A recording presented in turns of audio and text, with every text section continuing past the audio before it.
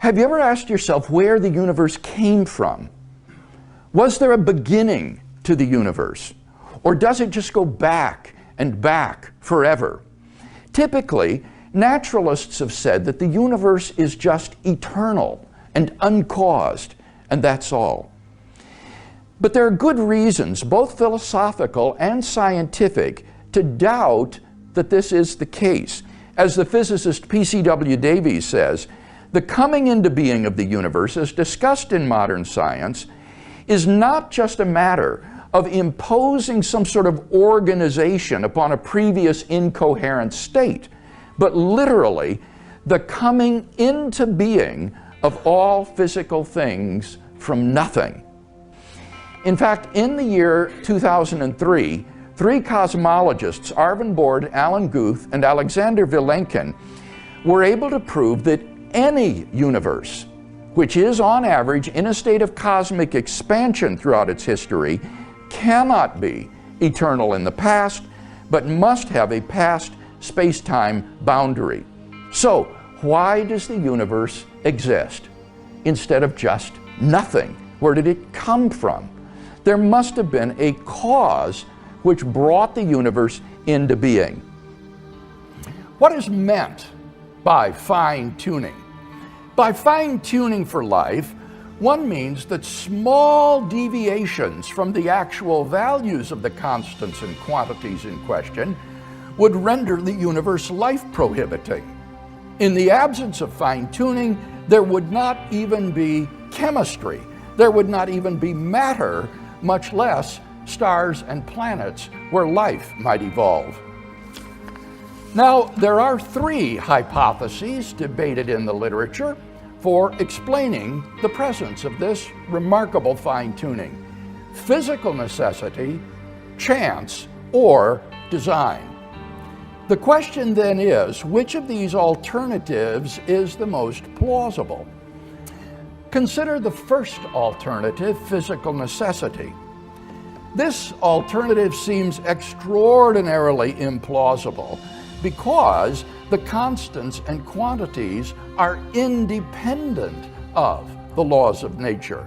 The laws of nature are consistent with a wide range of values for these constants and quantities. So what about the second alternative, that the fine-tuning is due to chance? The problem with this alternative is that the odds against the universe's being life-permitting are so incomprehensibly great that they cannot be reasonably faced. In order to rescue the alternative of chance, its proponents have therefore been forced to adopt the hypothesis that there exists a sort of world ensemble or multiverse of randomly ordered universes, of which our universe is but a part. The definition of God in Latin as aliquid quo nihil maius cogitari posit, that is to say, God is something than which nothing greater can be conceived. Or in more idiomatic English, God is the greatest conceivable being. Once you understand what God is, then you, if you've really understood it, will see that God must exist. Because if God did not exist, he would not be the greatest conceivable being. A greatest conceivable being must be an existent being. Otherwise, it wouldn't be the greatest. So, God's existence is inconceivable for anybody who really understands the word God and understands what God is. And Anselm says that's why Psalm 14:1 says, "The fool hath said in his heart, there is no God." Because if that person really understood the word God, then he would see that God must exist. And so he's a fool for saying that the greatest conceivable being does not exist.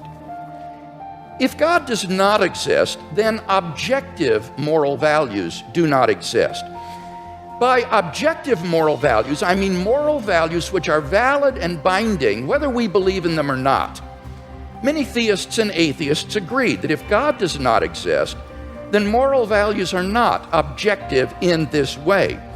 Michael Roos, a noted philosopher of science, explains, "The position of the modern evolutionist is that morality is a biological adaptation, no less than our hands and feet and teeth. Considered as a rationally justifiable set of claims about an objective something, ethics is illusory.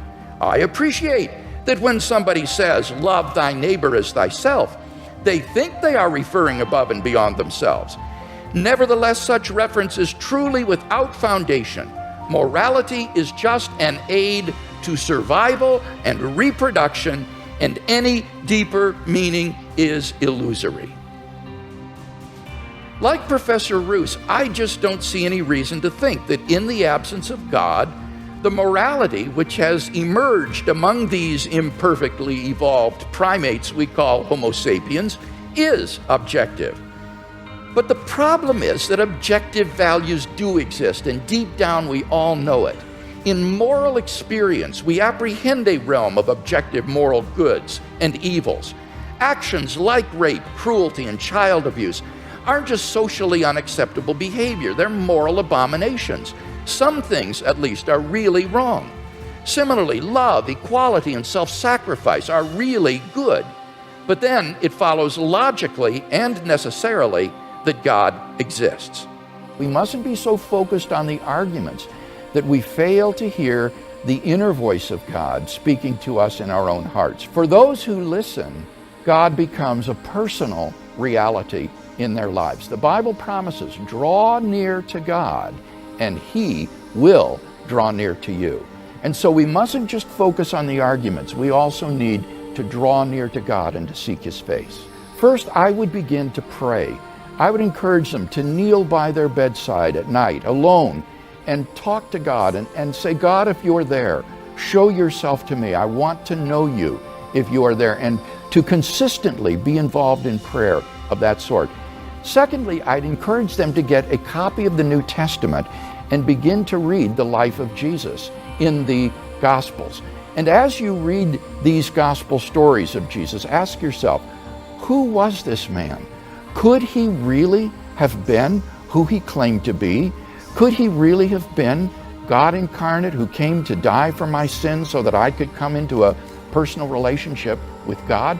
And I believe that if people will pursue that path, that it will lead them to God, and they will find God in the same way that I did. They can go to God in prayer and say something like this: "God, I believe that you exist and that you've revealed yourself in Jesus and raised him from the dead.